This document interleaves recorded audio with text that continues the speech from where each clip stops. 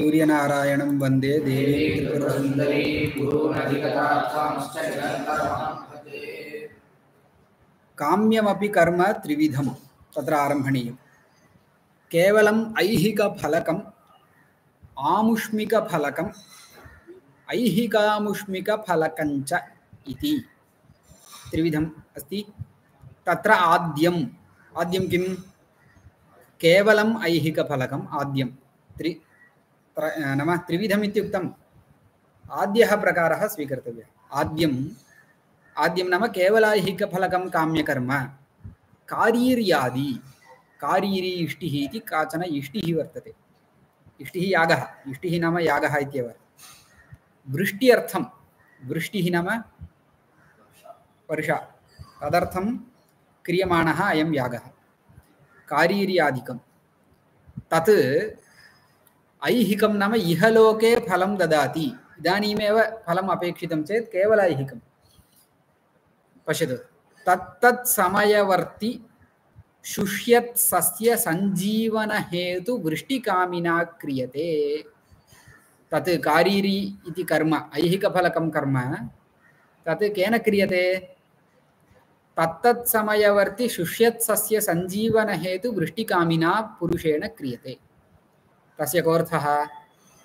तत्समयवर्ति तत्समये वर्तते इति तत्समयवर्ति। तत्समयवर्ति किं? तत्समयवर्ति शुष्यत् सस्यं। शुष्यत् सस्यम् इत्युक्तौ शुष्यत् नाम आर्द्रतारहितम् इत्यर्थः। सस्यं शुष्कं जायते, शुष्यद् वर्तते। शुष्यत् नाम शोषं प्राप्नुवद् वर्तते। इदानीं तत्र शोषणं प्राप्यमानं वर्तते। वृष्टिः नास्ति चेत् नष्टं भविष्यति इति शुष्यत् शत्रुप्रत्ययान्तशब्दः। गच्छन् इति उच्यते खलु। शोषणं न प्राप्तं किन्तु शुष्यद् वर्तते। अवगतं वा? किञ्चित् अंशेन शोषणं प्राप्तम्, एवमेव त्यजामः चेत् पूर्णतया शुष्कं भविष्यति इति। तादृशं यत् सस्यं नाम क्षेत्रे वर्धते किल धान्यादिकं, तत् सस्यम् इति शब्देन उच्यते। किं सस्यं नाम ज्ञायते किल? न ज्ञायते वा? क्षेत्रे धान्यं सर्वम् आगच्छति किल, तत् सस्यम् इति शब्देन उच्यते। सस्यश्यामलां मातरं वन्दे इति उच्यते किल अस्माभिः। तत्र किमर्थं श्यामला वर्तते? अस्माकं भारतमाता सस्येन श्यामला, तदेव सस्यश्यामलां मातरं। तदेव सस्यं नाम क्षेत्रे वर्धते धान्यादिकं, तदेव हरितमयं श्यामलवर्णः तद्वशात् भवति भारतमातुः। अस्तु, शुष्यत् सस्य संजीवनं, सस्यानां संजीवनम् अपेक्षितं, नो चेत् सस्यं नाशं प्राप्नोति। अवगतं वा? तादृशसञ्जीवनहेतु वृष्टिः भवति। सञ्जीवनहेतुः वृष्टिः भवति। वृष्टिरागच्छति चेत् सस्यानां सञ्जीवनं भवति, शुष्कता गच्छति। तादृशहेतु वृष्टि हेतुभूता या वृष्टिः, तादृशवृष्टौ कामनावान् यः सः वृष्टिकामी। वृष्टिकामी कीदृशवृष्टिकामी?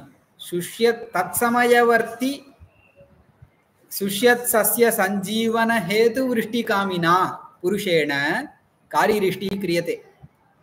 न तु कालान्तरभावी वृष्टिकामेन अग्रिमवत्सरे मम वृष्टिः भवतु इति कश्चन इष्टिम् इदानीं न करोति। वृष्ट्यर्थम् इष्टिः क्रियते, यागः क्रियते। अग्रिमवर्षे वर्षः वृष्टिः भवतु इति वा? किं जातं? न दृश्यते। अस्तु, क्लेशः नास्ति, अत्र दृश्यते। कालान्तरे वृष्टिः भवतु इति वा, जन्मान्तरे अग्रिमजन्मनि मम वृष्टिः भवतु इति वा केनचित् पुरुषेण कारीरिष्टिः न क्रियते। इदानीन्तनकाले वृष्टिः अपेक्षिता इत्येव केचन कुर्वन्ति। अतः केवलम् ऐहिकफलकम्, इहलोके एव तस्य, इहलोकेपि इदानीमेव फलप्राप्तिः भवतु इति क्रियते इति ऐहिकफलकं। केवल आमुष्मिकफलकं, केवलम् अमुष्मिन् लोके नाम अन्यः लोकः, तत्र मम भवतु फलम् इति एतदर्थं क्रियमाणः यागः स्वर्गाद्यर्थदर्शपूर्णमासादिकं। स्वर्गस्य इहलोकभोग्यत्वाभावात्, स्वर्गः इहलोके न अनुभवितुं शक्यते इति। ऐहिकामुष्मिकसाधारणफलकं यथा। तृतीयं वायव्यं श्वेतमालभेत भूतिकामः इति भूत्यादिफलकम् इत्यन्यत्र विस्तरः। भूतिः ऐश्वर्यं, वायव्यं श्वेतमालभेत वायुदेवताक श्वेतपशुद्रव्यकः कश्चन यागः विधीयते। भूतिः विभूति ऐश्वर्यम् इति अस्ति किल, ऐश्वर्यार्थं कश्चन यागः विधीयते। तद्विषये अन्यत्र विस्तरः, नाम तद् इदानीं फलं न ददाति वा, एवं रीत्या विचारादिकम् अन्यत्र भवति। अत्र बहु विस्तारः कर्तुं न शक्यते इति त्यक्तवन्तः, अतः वयमपि त्यजामः। इतः परं ननु दर्शपूर्णमासादिकर्मणां व्रीह्यादिद्रव्याणाञ्च प्रत्यक्षेण लौकिकत्वात् कथं वेदस्य अलौकिकार्थबोधकत्वम् इति चेत् न इति शङ्कासमाधानरूपेण कश्चन नूतनः विषयः आरभ्यते। वेदस्य कः उत्कर्षः? उत्कर्षः नाम श्रेष्ठता। वेदस्य का श्रेष्ठता? लोके यद् ज्ञातुं न शक्यते तत् वेदः बोधयति। अवगतं वा? इदानीम् अद्य आरम्भे मया किञ्चित् भाषणं क्रियमाणमस्ति। वेदः अस्मिन् लोके यद् ज्ञातुं न शक्यते तद्बोधनार्थं खलु वेदः प्रवृत्तः। अस्मिन् लोके यद् ज्ञातुं शक्यते तद् अस्मिन्नेव लोके ज्ञातुं शक्यते। ड्रोन् टेक्नालजि कृते वेदः अध्येतव्यः, तत् संस्कृतविषये मया उक्तम्। अस्तु, सः वेदः अवगन्तव्यश्चेत् शास्त्राणि अवगन्तव्यानि, शास्त्राणाम् अवगमार्थं संस्कृतविद्यायाः अपेक्षा अस्ति इति एवं रीत्या खलु जनाः लोके सर्वत्र सर्वस्मादपि प्रदेशात् संस्कृतं प्रति आगच्छन्ति इति किमर्थम्? एतदर्थमेव अलौकिकः कश्चन विषयः ज्ञातव्यः, लौकिक एव कश्चन विषयः। सः महोदयः न कुप्यति, तस्य निकटे अयं प्रश्नः कृतः, समाधानम् उक्तं चेत् तदपि वदामि। अलौकिकः कश्चन विषयः ज्ञातव्यश्चेत् वेदे अस्ति इति सामान्यतः अस्ति। अत्र तु व्रीह्यादिद्रव्याणां व्रीह्यादिद्रव्याणि अधिकृत्य वेदः बोधयति, तत् प्रत्यक्षमेव खलु सर्वम् इति सामान्यतः कश्चन प्रश्नः। व्रीह्यादिद्रव्याणाञ्च दर्शपूर्णमासादिकर्मापि प्रत्यक्षं। कश्चन दर्शपूर्णमासप्रयोगम् अनुतिष्ठति इति चिन्तयामः, तस्य गृहं गम्यते चेत् सः दर्शपूर्णमासयागं कुर्वन् अस्ति इति न ज्ञायते वा? यागः प्रत्यक्षो वा न वा? प्रत्यक्ष एव, ज्ञातुं शक्यते। इति लौकिकत्वात् कथं वेदस्य अलौकिक अर्थबोधकत्वम्? अलौकिक अर्थबोधकत्वम् इति कथं? सर्वं लोके ज्ञायते किल, वेदेन ज्ञातव्यं वा इति चेत् न, एवं प्रश्नः न उचितः इत्यर्थः। कर्मणां प्रत्यक्षत्वेपि तेषां स्वर्गादिफलसाधनत्वम् अप्रत्यक्षम् इति तत्फलसाधनतया तत्कर्म कर्तव्यम् इत्येवं फलसाधनतया कर्मकर्तव्यताबोधकस्य वेदस्य अलौकिकार्थबोधकत्वात्। पश्यतु, कर्म प्रत्यक्षं, प्रयोगः प्रचलति, सोमयागः चलति इति वक्तुं शक्यते, किन्तु तस्य स्वर्गसाधनत्वं प्रत्यक्षं वा? स्वर्गनिरूपितसाधनत्वं, स्वर्गनिष्ठकार्यतानिरूपितकारणता यागे अस्ति किल, इयं कारणता प्रत्यक्षा वा? कपालगतकारणता प्रत्यक्षा वा इति भवान् प्रष्टुं शक्नोति। तन्तवः, कपालं त्यजामः, तन्तवः सन्ति, पटस्य कारणं। तन्तु प्रत्यक्षं यदा दृश्यते तदानीं तन्तुगतं पटकारणत्वं प्रत्यक्षं वा इत्यपि भवान् प्रष्टुं शक्नोति। इयं तन्तुरस्ति, तत्र दृश्यते वा न? अस्तु, अस्य दर्शनेन, अस्य तन्तोः दर्शनेन पटकारणत्वं प्रत्यक्षमस्ति वा इति पुनः प्रष्टुं शक्यते। तदपि न प्रत्यक्षं किल, तथा न। तन्तुगतं पटसाधनत्वं, पटनिष्ठकार्यतानिरूपितकारणता तन्तुदर्शनकाले न ज्ञायते चेदपि अन्वयव्यतिरेकेण ज्ञातुं शक्यते। तन्तु उपयुज्यते चेत् पटः उत्पद्यते, तन्तूनाम् उपयोगः न क्रियते चेत् पटस्य उत्पत्तिः न जायते इति रीत्या अन्वयव्यतिरेकः प्रत्यक्षः। तेन प्रत्यक्षेण वयं कारणत्वं ज्ञातुं शक्नुमः, किन्तु यागे तदपि न। यागः क्रियते चेत् स्वर्गादिकं लभ्यते, यागादिकं धर्मः न क्रियते चेत् स्वर्गादिकं न लभ्यते इति अन्वयव्यतिरेकेपि अस्माकं गतिर्नास्ति वेदं त्यक्त्वा। अतः वचनेनैव ज्ञातव्यं वर्तते किं स्वर्गादिसाधनत्वं। तर्हि स्वर्गसाधनत्वमेव खलु धर्मः धर्मः नाम कः वेदबोधित इष्टसाधनताको धर्मः इत्येव खलु उक्तं वेद इष्टनिष्ठसाध्यता निरूपित साधनता साधनता एव धर्मः वेदबोधित इष्टसाधनताकः साधनता यत्र वर्तते सः धर्मः इति उच्यते अवगतं वा तर्हि धर्मत्वं वेदातिरिक्तप्रमाणेन ज्ञातुं न शक्यते इति अस्ति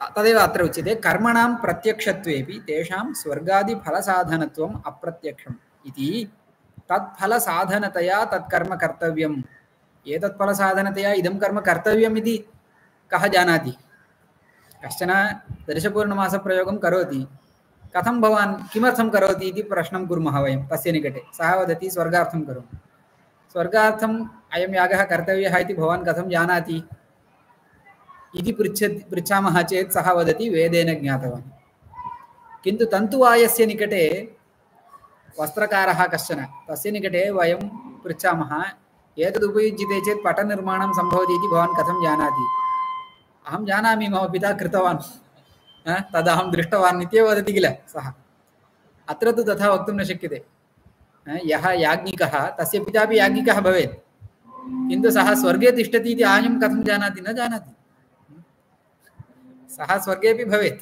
अवश्यं कुतः सः पिता तस्य पितापि याज्ञिकः धार्मिकः किन्तु स्वर्गे सः अस्ति इति कथम् अयं न जानाति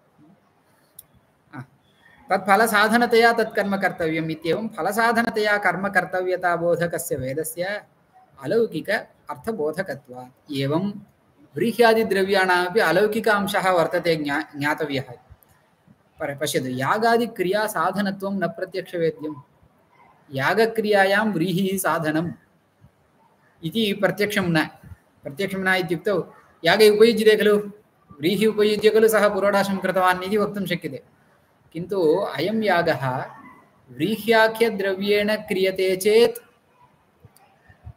यागः सम्पन्नो भवति नो चेत् यागे वैगुण्यम् अस्ति इत्यादिकं वयं न जानीमः कुतः द्रव्यत्यागः खलु यागः कञ्चन द्रव्यं स्वीकृत्य यागः कर्तुं शक्यते माषं स्वीकृत्य पुरोडाशः निर्मातुं न शक्यते वा अवश्यं शक्यते माषाणामपि धान्यत्वम् अस्ति किल माषः अपि धान्यमेव किन्तु अमेध्या वै माषाः इति अस्ति वेदे माषस्य यज्ञादिषु उपयोगः न क्रियते लोके भोजनादिषु उपयोगः भवति तत्र तादृशनिन्दा काचन वर्तते माषस्य उपयोगः न कर्तव्यः इति निषेधः इदं कथं ज्ञायते कश्चन पुरोडाशार्थं व्रीहिं त्यक्त्वा अन्यत् किमपि स्वीकर्तुं शक्नोति अतः व्रीह्यादिद्रव्याणामपि यागसाधनत्वेन रूपेण वेदेनैव ज्ञातुं शक्यते